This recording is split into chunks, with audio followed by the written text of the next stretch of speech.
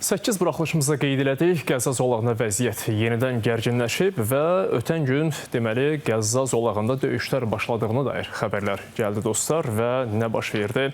Deməli İsrail ordusu Rəfah rayonunda artilleriya atəşi açıb. Buna səbəb olaraq deməli Hamas tərəfdən ilkin atəşin açıldığına dair xəbərlər gəldi. Benyamin Netanyahu isə deməli əmr verir ki, bütün qüvvə ilə hücuma keçmək, havadan bombardıman eləmək lazımdır Qəzza zolağını, Rəfah bölgəsini. Məsələn, Əl Cəzirə telekanalı yazır ki, deməli bir sıra istiqamətlərdə hava zərbələri endirilib və Əş-Şifa tibb mərkəzi olub hədəflərdən biri. Məhz yenə mülki insanların olduğu yerlər, amma İsrail bunu bu cür təqdim etmir. Həmin ərazilərdə, yaşayış məntəqələrində, qaçqın düşərgələri adı qoyulan yerlərdə, yenə deyirəm, Təl-Əvivin açıqlaması bu yöndədir ki, məhz həmin ərazilərdə hərbçilər yerləşdirilir Hamas tərəfdən. Bu bir növ aldadıcı, deməli, manevr olaraq göstərilir Hamas tərəfindən. Hər bir halda, deməli, bir yaşayış evinə də hücum həyata keçirilir və bir neçə nəfər ölüb, bir neçə nəfər yaralanıb. Əl-Mayadin telekanalı isə deyir ki, deməli, qaçqın düşərgəsinə zərbə endirilməsi nəticəsində də tələfat var. Amma Hamas deyir ki, ilkin deməli, atəşkəsi biz pozmamışıq və biz atəşkəs qaydalarına əməl edirik, deyir məlumatda Hamas. Trump nə deyir bu məsələyə? Çünki bu tərəflər arasında sülhün imzalanması üçün o əməlli başlı çalışırdı və səfər də etmişdi hətta. Doğrudur. Bu məsələ ilə bağlı bir fikri varmı? Ötən həftəki atəşkəs pozulması zamanı Trumpın belə bir açıqlaması oldu ki, mən Hamas tərəfi ilə əlaqə saxlamışam və onlar tərəfdən deməli bu atəşkəsin pozulduğunu düşünmürəm. Sadəcə burada radikallar atəşkəslə, İsraillə hər hansı bir yaxınlaşmanın, münasibətlərin yoluna qoyulmasını istəməyən qüvvələr ediblər bunu. Amma bu dəfə hələ ki Trump susur, baxaq onun reaksiyası nə olacaq.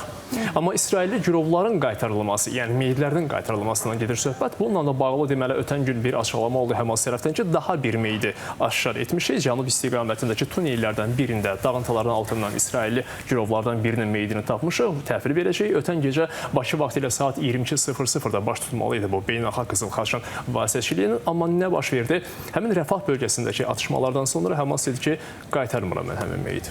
Qaytarmaqdan imtina elədilər və bütün məsuliyyəti də qoydular Təl-Əvivin üzərinə.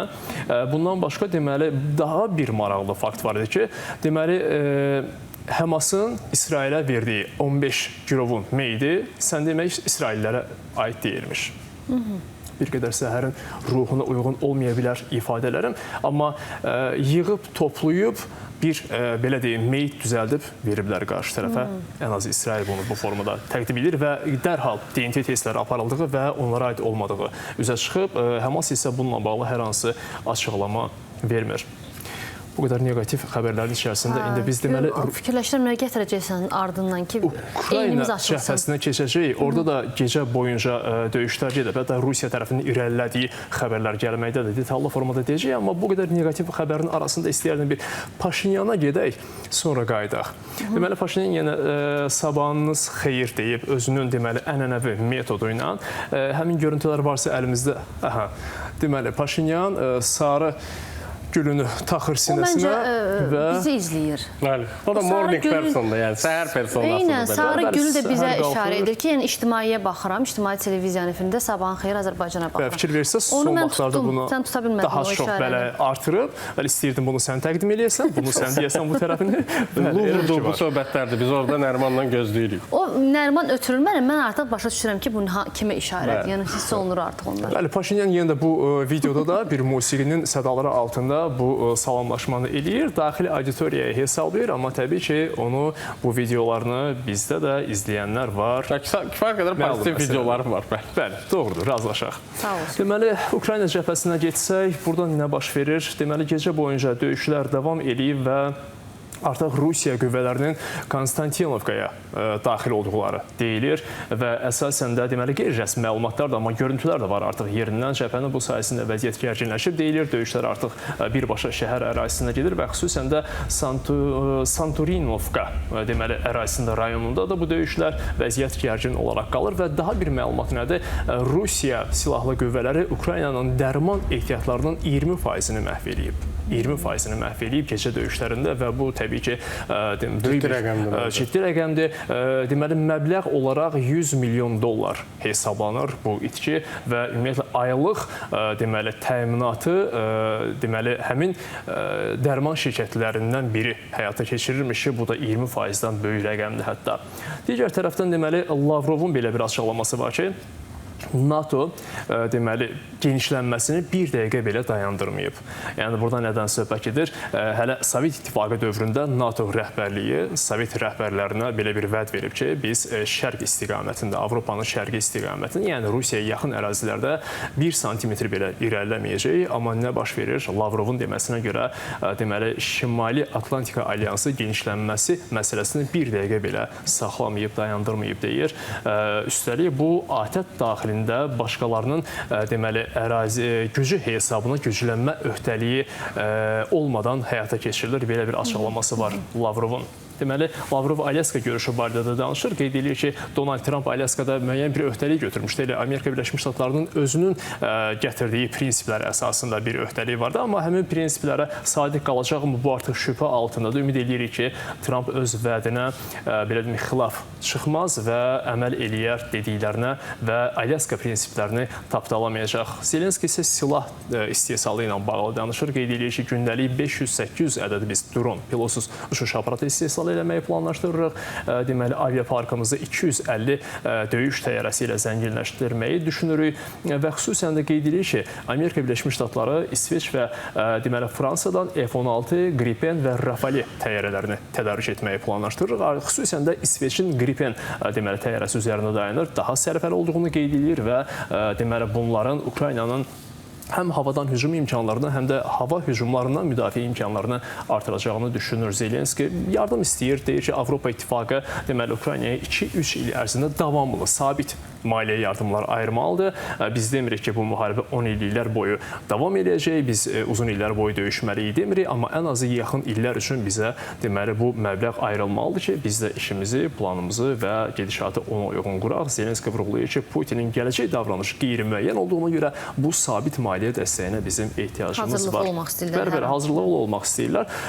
Müharibə gəlir bu söhbət ki, məsələn, sülh olacaq, sülhə yaxınlaşırıq, amma yəni hətta üstündən uzun müddət keçməyinə də ehtiyac qalmır. 2-3 gün ərzində vəziyyət tamamilə dəyişir. Artıq Dronovla başlayır ruslar, sonra sənin bayaq qeyd elədiyin kimi tibbi təchizatını vururlar və yaxud Rusiyalı hərbiçilər başqa əməliyyatlar keçirdirlər. Yəni çox tez-tez vəziyyət dəyişir, amma sülhü təbii ki, ümid edirik ən qısa zamanda olar, amma gedişat hələ ki onu göstərmir belə başa düşürəm. Gedişat əgər sülhə gətirib çıxararsa, müharibə dayanarsa, deməli deyir ki, bir ay ərzində bitərsə müharibə, o zaman biz bu xərcləri, bizə ayrılanları yenə də geri qaytarmaq istəmir, bərpa işlərindən sərf eləmək istəyir Zelenski. Amma deməli bizim başqa çıxış yolumuz yoxdur, sabit gəlirlərimiz olmalıdır ki, bizim müharibəni davam etdirə bilək. Putinə bel bağlamırıq deyir bir sözlə. Deməli NATO-dan da yardımla bağlı açıqlama var. Amerika Birləşmiş Ştatlarının NATO-dakı daimi nümayəndəsi deyir ki, biz Ukraynaya təxminən 2 milyard dollarlıq silah ayıracağıq və bu təxminən dekabr ayında artıq baş verməlidir. Bloomberg TV-yə müsahibəsində qeyd edir və 2026-cı ildə əsas məsələ məhz Ukraynaya dəstəyin davamlı xarakter almasıdır. Burada da böyük bir məbləğ 12-15 milyard dollar məsələsi gündəmdədir. Həqiqətən də böyük bir məbləğdir bu. Niderland isə başqa formada deməli yardım etmək istəyir. 25 milyon avro ayıracaq Ukraynaya. Bu daha çox enerji təminatı ilə bağlı məsələdir. Niderlandın deməli Xarici İşlər naziri qeyd edir ki, biz dostlarımızın donmasına imkan verməyəcəyik. Təbii ki, Ukraynalılardan gedir burada söhbət. Bu yerdə Azərbaycanın da Ukraynaya humanitar və enerji təminatı ilə bağlı yardımlar var. Deməli, Reportun Şərqi Avropa bürosuna müsahibə verib Ukrayna Energetika Nazirinin müavini Roman Andarak və qeyd edir ki, müharibə başladığı gündən bu yana Azərbaycan Ukraynaya 15 milyon dollar dəyərində humanitar yardım ayırıb və bu sırf deməli enerji təminatı məsələsindədir. Hansı avadanlıqlardır bunlar? Deməli, generatorlar, transformatorlar, kabellər və digər avadanlıqlar Azərbaycandan göndərildi və göndərilməyə davam eləyir hələ də. Deməli, Rusiya-Ukrayna cəbhəsində təxminən vəziyyət belədir. Ermənistan Avropa İttifaqını istəyir. Belə bir xəbər gəldi. Deməli, Xarici İşlər Naziri Ararat Mirzoyanın açıqlaması var. Qeyd edir ki, bu istiqamətdə Xarici İşlər Nazirliyində artıq ayrı bir departament də qurulub, bunun üçün bir heyət ayrılıb, Avropa İttifaqı ilə münasibətləri yaxınlaşdırmaq və deməli Ermənistanın bu ittifaqa üzv ola bilməsi üçün. Vardanyanın məhkəməsi hələ davam edir dostlar. Azərbaycanda deməli ağır ittihamlarla deməli cinayət əməlləri ilə məsuliyyətə cəlb olunub təbii ki. Özünün deməli əvvəlki vəkilini bəyənmədi.